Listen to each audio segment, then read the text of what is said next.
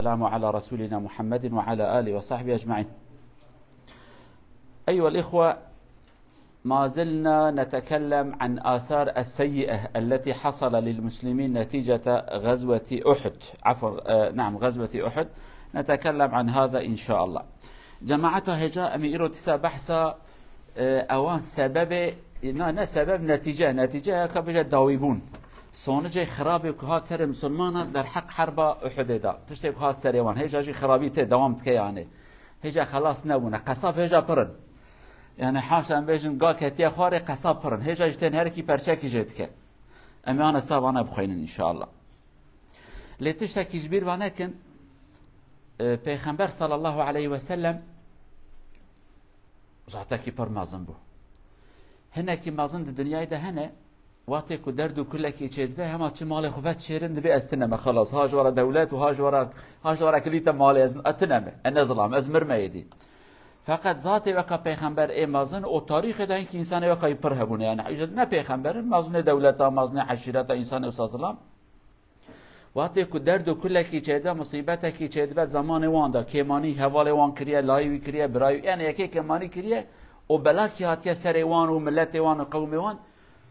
لميدان الساكنين وكام إيران مجادلة كرنا حتى كب سركتنا در حال تسليم نبونه يعني پیغمبر جو ساكين ابو بلاكي هات سريوان مصيبت كم مازن هات سريوان لي تسليم نبو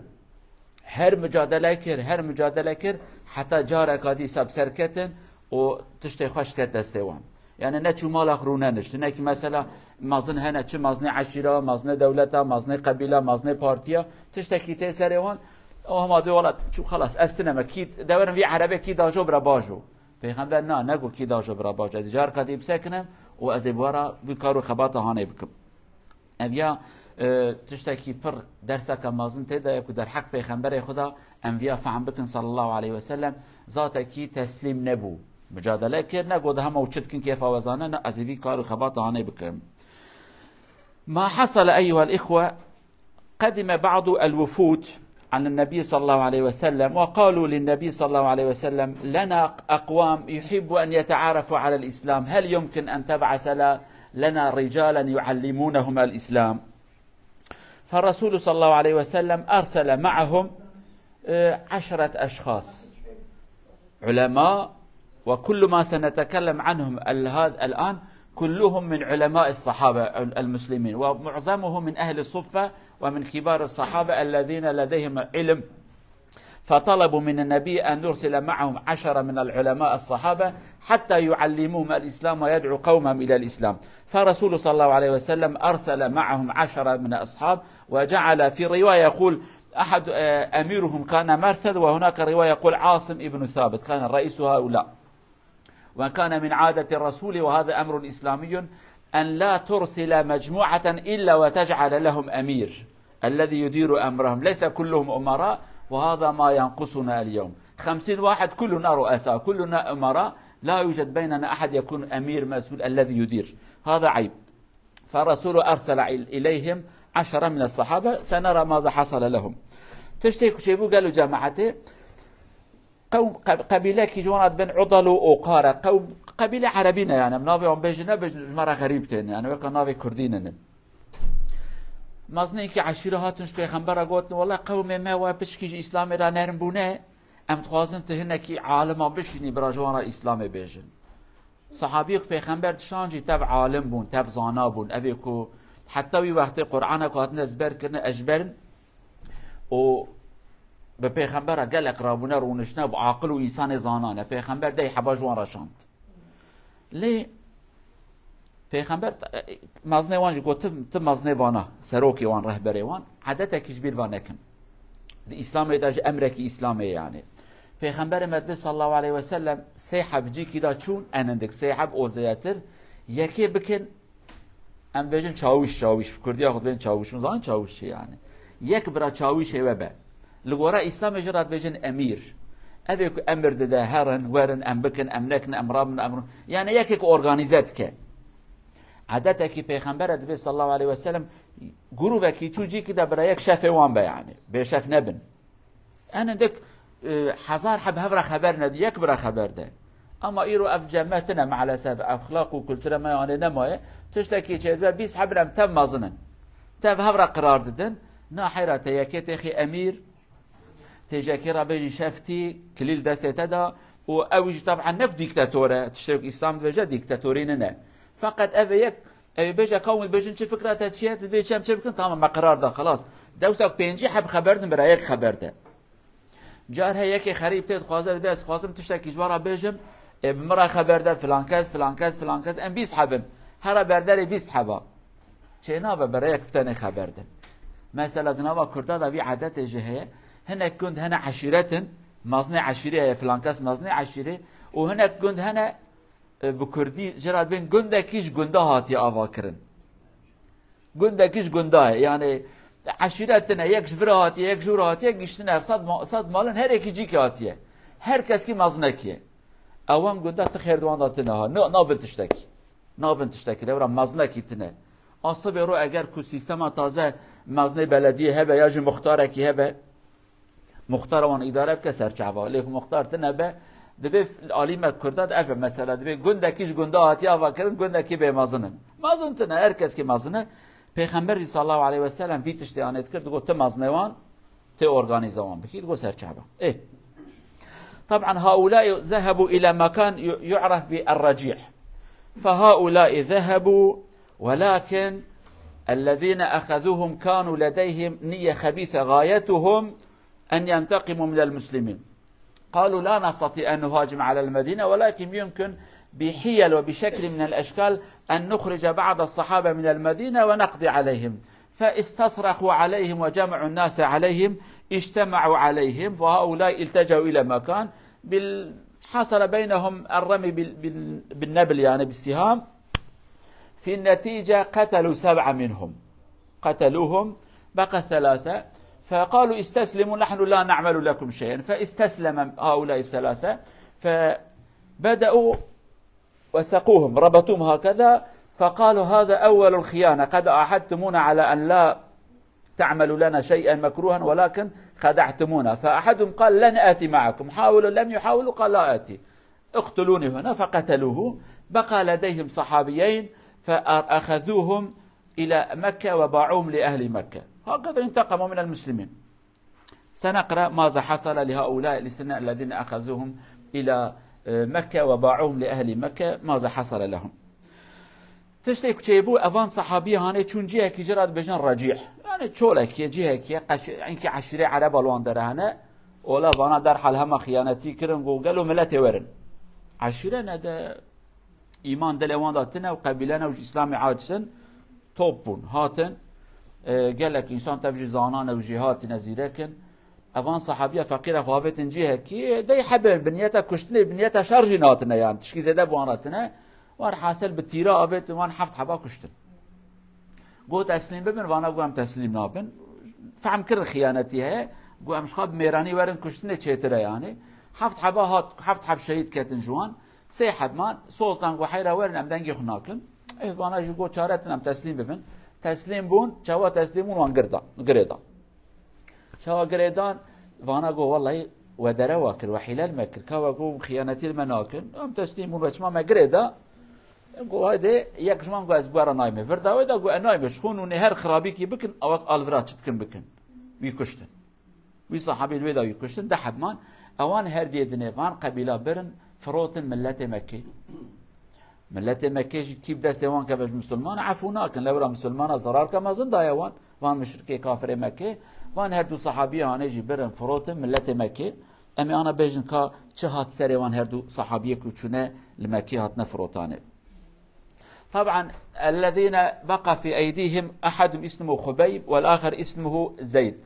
فأخذوا الاثنين فخبيب هذا أخذوه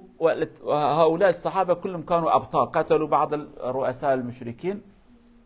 فالذي جرى مع خبيب جعلوه أسيرا في أحد المنازل وبقى عندهم عدة أيام وأكرمه الله عز وجل أهل مكة يقولوا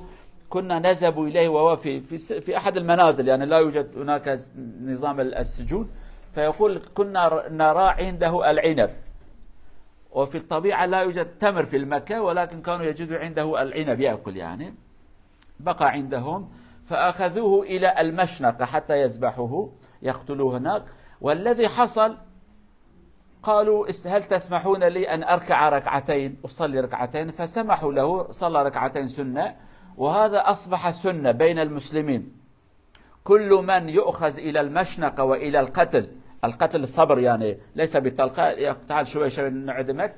فمنذ ذلك الوقت وإلى الآن المسلمون أصحاب الإيمان يقول هل تسمحون لنا أن نصلي ركعتين؟ وبعد ذلك يقول فضل يصلوا ركعتين وبعد ذلك يقتلوهم. فهذا سنة من سنة خبيب رضي الله عنه.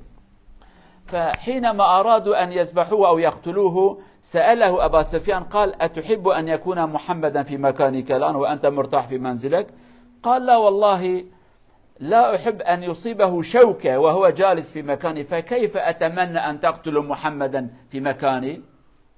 فتعجبوا قالوا لم نرى أشخاصا يحبون رئيسهم مثل هؤلاء يحبون محمدا، فتعجبوا منه ولكنهم قتلوه وصلبوه هناك. فأتى أحد الصحابة خفية وأخذه ودفنه، أخذه من هذا المكان المصلوب، فأرادوا أن يجعله عبرة، فهؤلاء الصحابة أخذوه من هناك ودفنوه. هذا ما حصل. والصحابي الآخر اشتراه صفيان ابن أمية فقتله بأبيه، قال بعض المسلمين قتلوا أبي فأنا سأشتري هذا وأقتله، فقتلوا النتيجة كلهم قتلوا رحم الله ورضي الله عن الجميع. وانا دو صحابيا يك جوان نابي خبيب نابي يكي زيت برن فروتن مكة. أبي زيت يكي ويساندو كشت قو بابي مشكون هاتيه كشتني بلاسي مسلمانه كري أبي كل خلف أبي كظلمي بلالي حبشت كر كري ويسان قو شكون ظلمي يعني بابي ما هاتيه كشتنا ما سكي بقرن باشه كشت أب خبيب هاني كانوا دستوان ده أسير ما وكان حبس وزندان جتنا مالا يكي دا قريداي بو فقط بين تشتي غريب وعجيب شيء بو نه وقتا کو تری هبه نه وقتا کو خرمه هبه بالا خودنه وقت خرمه دستی تری دستی و ترید خو یعنی کرامت هم جرات بجن کرامت وقت حضرت مریم کو وقت حضرت زکریا چود نهر تشتکی گو مریم شکو هاتی گو خدا دایمن یعنی هاوینه ده چه خوارنه زوستانه هاوینه او زوستانه هاوینه ای هاوینه زوستانه یعنی شوتی زانش نه زبش نورمال دل ولات ما هاوینه درته ات زوستانه زبش بخوی نه نورماله لو شكوات يدقو خدش مرة شاندية في شكل يعني طعام الشتاء والصيف جراد بين اف خبابي هانيج دديتن عجيب وحيرته دامان حتى بجارة كيجي بريا كوي ببن بوكشن جخادية مالي را قومت كارن كيراكي جلت يعني جلت زانشنا كيراكي جبوني پرچا بني چنگي خوان شركت دي سنت اسلامي گرين كي باقجي مروه بن وانا جو كيري ددنه كي جي حست كن نر انسان كي پر محترمه يعني تزاني انسان كي خراب النواي هاوينا ياج زفستانه لما كي خرمتنا تريات يا بيشابيا يعني خدي جرا تري شانديه اوانا كيري ددنه دبي نابدا صبي كيوانه بچوك ہے اي مالي صبي بچوك ہے بالا هتني وا صبي چه جموي دايكا ويتترسن دبي بيا صبي بوكشه يعني اسيره نياره ما بوكشه يعني ابياد نراك دي يبرترس يعني بنا ترس ما قيد زاد كذا خرابي كيفكم تشكينو صبي وانت تسلمي وانتك ابي صحابي دبن روجا كوي بن بوكشن تماشيت دتشتابك عندما كنت بن دريد أنا دبي إذنا وهي از دركعت الميش بكم الميشكة دركعت الميشكة دبي أجر كون نبيجن أفيات ترسية جمرنا من ده دريج الميش بكرة دريج بكرة ما ونبيجن أفيات ترسية جبروية مزول ميشكر جي أورو حتى إيرو بتاريخ إسلامي ده أبو سنتكي أبيا سنتا بريا كشتني دركعت الميش بتاريخ اسلام دا جاء اورو حتى ايرو يكي مسلمان خدي ايمان كنت بجنا متببن بوكشن كشنا وبصبر جراد بجن كشنا بصبر هي وطيف شكك المروا كبايك مروا دكجو جدايه مرنا بصبر جوي وقت حتى ايرو تاريخ اسلام دا اهل ايمان ادبي اذنا با ام درك عسنت بكن ام دچن ام درك عش خال ميج بكن حتى مشهوره بديع الزمان جي خدي رحمه الله كدما اسير تي قرتنت كبدست روس حاصل محكمة كنت بمت عيدان بكنت بسير شعبوي دبن دبي إذن وهي دركات لميج بكم أج دركات لميج كي وكاميرا نترس ونتشتكي دبي والله من دريج بكرة ليوني بيجن فياج مرني ترسيا لو ما مدريج نكرها عيني خبابش في كلمة هنيت بيجا دبي الترسون بيجن تجمرني ترسيا لو ما مدريج نكر جاورو حتى يرو في الميجا هاني هاتيا بيا السنات أفيك ابو سفيان جرا في تشتد بيجا دبي يا خباب دبي ها دبيت ما تناخذي شو نهتدى محمد برابونا ما محمد بكشتا يعني المال اخوته كيف هاته خيره تجبوني خاطري محمد تكشتني امي تعيدان بكن محمد ما يبكشتا تشكيناتا سرته تشتكي دبيجا دبي لا والله از ناخوازم جهك محمد ليا دبيدا استري زانش نستري درككي استريكي جاني راز ناخوازم استريكي جاني دايب كبه يعني اجازه چا بخوازم محمد ورا كشت نا والله زبيت تشتي ناخوازم ابو سفيان دبيجا سبحان الله امتي انسانكي كو وكينا الهوال محمد كو جي حستكن من نديت اش قصه زي حستكن يعني او دبيجا نكو دركي جان نكو شتمراد استريكي جاني دانا او قصه جي حستكن ونفتشتكي ديجي تشد شعرك تخوينه ونفركيش كاز نفراويش ورا بخوينم خبيب قبل ما يعدم يدعو عليهم اللهم احصيهم عددا يعني واحد اقتلهم واقتلهم بددا متفرقين ولا تبقي منهم احدا يدعو على الذين اتوا به. فهناك من كتب السيره يقول حينما اخذوه وبدا يدعو احد الحاضرين جلس فغيره الذين حضروا هناك كان عدد ربما كلهم قتلوا قبل حول فقط هذا الذي جلس على الأرض خوفا من دعائه عليه فهو نجاه الله عز وجل والباقي كلهم قتلوا. فدعا بهذا الدعاء وقرأ شعرا طويلا وأقرأ لكم بيتين ويقول ولست أبالي حين أقتل مسلما على أي جنب كان في الله مصرعي وذلك في ذات الإله وإن يشاء يبارك على أوصال شلو ممزعين. يعني موتي في سبيل الله لا يهم أن أقتل وأنا أمشي أو في الحرب أو يذبحوني أو يشنقوني لا يهمني المهم موتي في سبيل الله وأرجو أن يتقبل الله عز وجل هذا الموت مني. فرحمه الله أو رضي الله عنه وعن جميع الصحابة إن شاء الله. اف خبيب بريكو دالقين اجا نفراكيتك اف صحابيان دبي يا رب تكسكي جوانا نيل دبي دماكو دعاتك افي كلوينا يك دزاناكو ايفي دعانه نفر كرديد بين اف نفرانه ورا قبول كن او در حرودني دبي ازنب من جوان انساني هاني يا رب تكسكي جوانا نيل يعني سبحان الله دبي جاء صال درباس نبو وانا كلوينا تفمرن يك بهديك بشكل كيتشو او يخرونشتي العرديج وانا نكب بروي نفراني او تنفلتي ادي تفشون وحتى دبيجا خديجه راضي به واتي كويراتكن دبي يا ربي يكتنا السلام مش پیغمبر رب سلام ما بگيني پیغمبر خدا سلام يكتنا السلام مش پیغمبر رب فسلام ما بگيني پیغمبر خدا السلام مش پیغمبر تكون وايتشم وشعرك تخوينه دبي شعره هاني داجي دبي اگر کو از مسلمان ورم کشتنی قد خما منه چواتم کشتنی براز ورم کشتن جمرا فرق ناکه يعني مهم از جوان خواده ورم کشتن مدال قاندنم سری مجه کرنه مشوتاندنه از نورمال مرنه مدعوه فاتساندنه جمرا فرق ناکه لا أبالي قد جمرا خمتنه برا بشكل كيكو از برازيبون هرم حضور خدا قد قيمتها بياج مراتنا چواتنا كشتن برا ورم كشتنه لو را خدا کو بخواز برکت که هرتشتش اف شعرانه شیخ سعید می پیران خدا رحمه الله که وقتی که ویجی عیدام تکن عالم بو اوجی بی شعرانه تخوینه يعني ما دام دوید مرنام دریا خدا ده چوام دکجن برام بکجن يعني اهل ایمان او میرن يعني قیر تنه گرین تنه اماز قربان او ممنه کجن تنه دکجن بکجن و کامرا اوجی وان شعرانه تخوینه جه وی صحابی مبارک و طاوی ویج دبن عیدام تکن خدای عز وجل جوان تبا راضي به إن شاء الله. ومن كلام خبيب أقول هذا يقول اللهم إني لا أجد من يبلغ رسولك مني السلام فبلغه مني السلام فيصل السلام إلى الرسول صلى الله عليه وسلم. وهناك مجموعة أخرى كذلك الذين حاولوا أن ينتقموا من المسلمين بعض القبائل العربية فهؤلاء كذلك أرسلوا أو أتى أحدهم إلى النبي صلى الله عليه وسلم ويقول للنبي صلى الله عليه وسلم اسمه أبا عامر بن مالك أشعر بأن قومي وأهل نجد يحب أن يدخلوا في الإسلام هل بإمكانك أن ترسل معي فرسول يقول صلى الله عليه وسلم أنا أخاف علي من أهل نجد فيقول أنا لهم ضامن أنا كفيلهم أحد لا يمسهم بالسوء فيرسل النبي معه 70 صحابيا كذلك من العلماء وأهل الصفة هؤلاء كذلك يذهبون إلى مكان اسمه بئر الرجيع أو بئر معونة، عفوا بئر معونة، يصل إلى هناك. فالذين لهم حقد وكراهية على المسلمين ينادون عليهم بعض القبائل. قبيلة أبا عامر لا يأتون، يقول رئيسنا وعد بأنه لا يغدر، فنحن لا نأتي، ولكن يجتمع عليهم سائر القبائل ويحصل بينهم قتال. يبقى غير واحد، يعني يقتل كلهم إلا رجل واحد يبقى على قيد الحياة، وهذا قائدهم يقول والدتي كانت قد نزلت أن تعتق عبدا فأنا اعتقتك هذا. فهذا كذلك من حكمة الله عز وجل على أن يأتي هذا الرجل ويكون مجيئه بداية لبعض المشاكل الأخرى. فيقتل 69 صحابيا غدرا، انتقموا، قالوا خلاص، فما دام المسلمون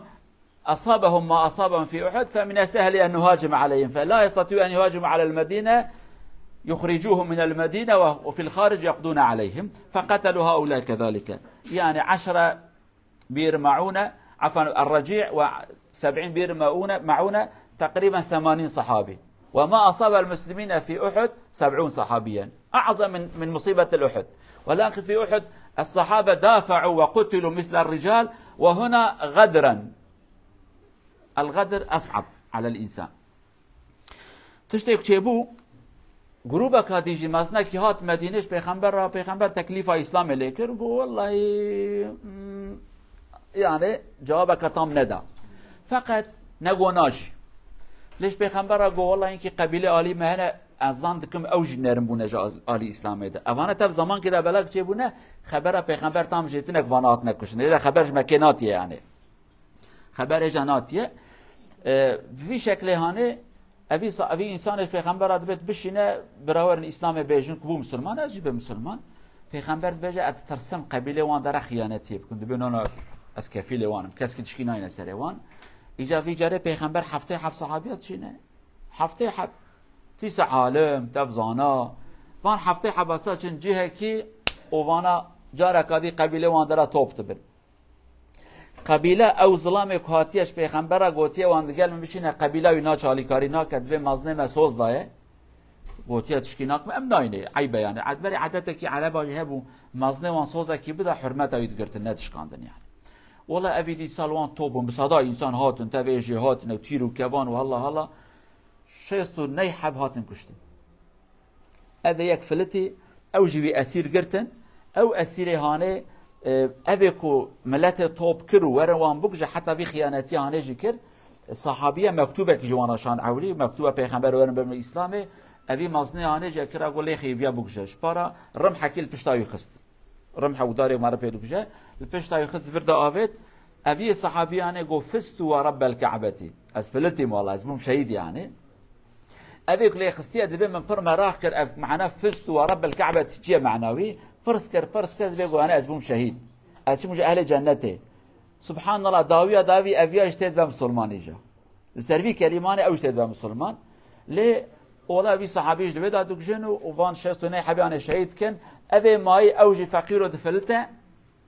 مازن أبي أسير دقرن جراد بيجن أبي كو أو قسم ملتكم كردبي والله هي ديا من نزر كربوك يا كي بوكجه يعني عبدك آزاد بك. أريد قريب ليش بتعمل زرافتني أورجانيزات كي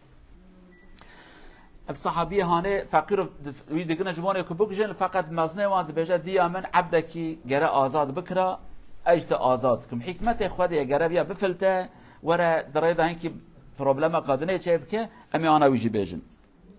طبعا كلمة فزت ورب الكعبة هؤلاء الصحابة قبل ما يصيبهم ما أصابهم يرسلوا برسالة النبي إلى رئيس أحد القبائل، فهذا قبل أن يقرأ يقول لأحد يعني اضربوه، فيضربه بالرمح من الخلف فيخرج الرمح في صدره. فحينما يرى هذا الصحابي الدم يقول فزت ورب الكعبة، فزت بالجنة، أصبحت شهيدا. فالذي يضربه بهذا يقول تتبعت كلمة فزت ورب الكعبة، ما معنى هذا؟ فيقول بأنه يعني فزت برضا الله عز وجل وأصبحت من أهل الجنة. فهذا الرجل يتأثر بهذا الكلام وبموقف هذا الصحابي الذي يفرح بأنه سيكون شهيدا، فهو كذلك يدخل في الإسلام. انظروا بعض الناس يقتلون ولكن قتلهم يكون هداية لبعض الأشخاص. والحاصل في النتيجة يأخذ صحابيا واحد اسمه عمر فيقول رئيسهم والدتي كانت قد نزلت أن يعتق عبدا فأنا أعتقك. فهذا الصحابي يأتي وينام تحت أحد الأشجار، بينما هو نائم يرى رجلين كذلك يأتون وينامون تحت هذا الشجرة. فهذا يقول والله أكيد هؤلاء من الذين قتلوا أصدقائي. فبين هؤلاء الرجلين نائمين هذا يقضي عليهم ويقتلهم، ويأتي إلى النبي ويعطيه الخبر. فحينما يعطي الخبر للنبي، النبي صلى الله عليه وسلم يقول قتلت رجلين وعلي أن أفتيهما، أعطيهم الدية، يعني هؤلاء قد أعطيناهم الأمان، ليس من الذين قتلوا أصحابك، هؤلاء كان عندنا قبل أيام أو قبل ساعات وأعطيتم الأمان، فأنت قتلت رجلين هما من أهل الأمان عندنا، فعلينا أن نعطي ديتهم. كل ما نقرأ من سيرة النبي مثل تسلسل، صفحة تفتح صفحة أو تعرف المناديل هذا تسحب واحد يأتي واحدة أخرى خلفه مثله. فقتل هذا الصحابي لهؤلاء الرجلين أصبح سببا لغزوة بني نضير، لأن النبي صلى الله عليه وسلم ذهب إليهم، وهذا ما سنقرأه في الجمعة القادمة، قال بيننا اتفاق إذا قتل أحد من بيننا وكان يجب علينا أن ندفع ديته ستعيننا في ديته، فيقول نعم سنعطيك، ولكن من خلف كذلك هم يقول نقتل محمد. فسلسلة متراكبة خلف بعض يأتي في الجمعة القادمة إن شاء الله نقول ماذا كان نيتهم وماذا كان مصيرهم. على كل هؤلاء كذلك قتلوا حوالي 69 صحابيا. إذن هؤلاء الذين كانوا حول المدينة قريب من المكة أو الموجودين في الجزيرة العربية كما نقول، قالوا المسلمون في السقوط فلنهاجم عليهم، هكذا بدأ حالهم. ولكن الله عز وجل له موقف آخر، فالنبي صلى الله عليه وسلم بحكمته وشجاعته استطاع أن يدير الكرة مرة أخرى ويمسك بزمام الأمور خلال تقريبا سنة وأقل من سنة، كذلك يعود إلى ما كانوا عليه من القوة ومن المناعة. تشتيك تشيبو أف صحابيك فلتي أبيك هاد ريدا جيك دا كات خو بني داري كات خو فقير الودا رازا فلتي وينا كشني يعرفوا كرن هات رازا دبي أريدا جدا حبيتي جهات شخا بني داري كي كاتن خو شو ولا رازان أبي فقير جوب خاده محقق وانا هواله وانا كبر هواله ما كشتن وان قبيلة عربه هنا أبي كشست وني حبي كشتن ولا محقق وانا جيك جوانن أجي انتقام أخو بستينم أبانا جي فقيرة خودانا أبي بسلمان رابوان هرجي كشت بو يك بيك وشست وني حب هواله ما كشت يزد حب جواب بكشن وجه هواله بكشت زنكر وانا جوانن پاشي هات المدينة خبرش پیغمبر اگو يا رسول خدا والله حاله مسألة كواكين وأخو صحابياتهم كشتن حتى كتاب بيجن خبر اوه مکه و خبر اوه اوان هفته حبا تبد روکی دا گشت پیغمبر پر خمگین بو ما هکی فرات کر يعني نفرکی لوانت کر به هاد گولا مجده حبا وکنه کش اوا پیغمبر به هویلو اوان ظلام دوست ما بود مسوز لا بوان اموان ناکجن تچما وان کش اولاد به چه زانم شستونه حب جما کشتم بگو قیوانا یک جوانن مجده حبا کشت اولا پیغمبر به گرم اکوام بدن خوینوام بدن سيرا پیغمبر حياتا پیغمبر والمنديل زاني چنه منديل كلنكس هنا تدي باكيتان يك دو يكي كاشتكي بهوا تينه يعني هر صفحه كي دكشينس اواديل دويتت يكي ديغري يكاديته يعني بهوا جريداينه كشتنا في هفته حب صحابيه شستونه حب صحابيه واف صحابيه كده حباب شاشيتي كشت بو سبب كشركي دي دركبه دسبيكا شردي چي بو پیغمبر دما کاتو مدینه جملت اورا گوتو اگر یکی مب شاشتی و آن مم یکی کشت امی خوینه به هفرا بدن امی خوینه نه هفرا بدن لسروی سوز هانه پیغمبر جو جم یهودی جهدی جار قدی ترسوان قدیه به امش قال محمد بکشن پیغمبر گو حالو مسئله که واکنا امی خوینه بیا بدن گو تمام مراقه نکم انا پرشتراتینن ترسوان قدیه یدید اوانج داوی خاص پیغمبر بکشن واجی گفت سیجا مش بردا دربه کل مسلمان اخن لخدا عز وجل تاريخ كادي جوانا دا نفساندن أموي حفتاتي بنزمان إن شاء الله. نرجو الله عز وجل أن يوفقنا لما يحب ويرضى ويفتح علينا أبواب رحمته إن شاء الله. دبتم في حفظ الله ورعايته إلى أن نلتقي في الجمعة القادمة إن شاء الله. عيد أرف أتري مورن لوردك صندك أرعيد إن شاء الله وإيمورن أر عرفة ويردعا فورديسم أرفو عرفة إن شاء الله الله يذكر ده. وهذا جوان تبع قبول كاج